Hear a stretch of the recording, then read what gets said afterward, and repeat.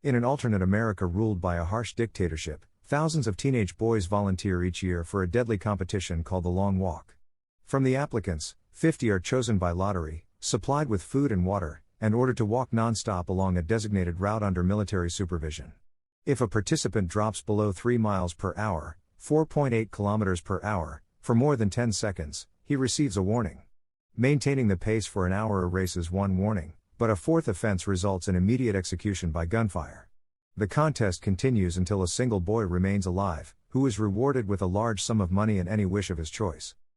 Raymond Ray Garrett arrives at the starting line, meeting fellow walkers such as Peter McVries, Billy Stebbins, Arthur Baker, Collie Parker, Gary Barkovich, and Hank Olson.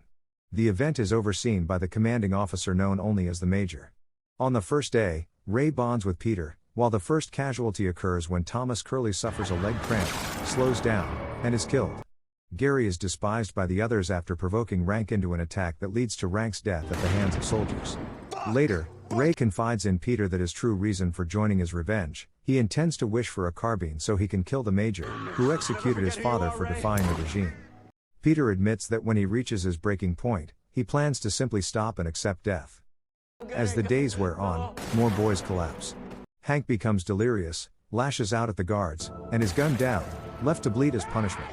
The next morning, the group learns he was married and agrees that whoever survives should share some of the prize money with his widow.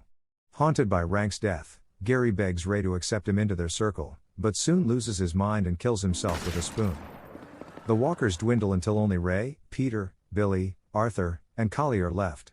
Billy, weakened by illness, urges them to stop supporting each other, believing it only delays the inevitable.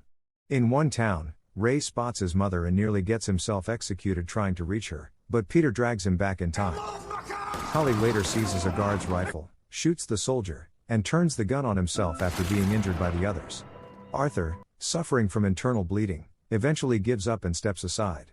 Billy's condition deteriorates further, and before surrendering, he reveals to Ray and Peter that he is the illegitimate son of the Major. His intention was to win and demand recognition from his father. He thanks them for their companionship, then halts and accepts his death, leaving only Ray and Peter still moving. The two arrive in another town crowded with onlookers. Peter deliberately sits down, but Ray forces him back to his feet, not realizing he has stopped walking himself. Soldiers execute Ray on the spot, and the Major proclaims Peter the victor. When Peter is asked to name his wish, he carries out Ray's plan instead, demanding a carbine and using it to kill the Major. With that, he continues walking alone down the road. That concludes the film.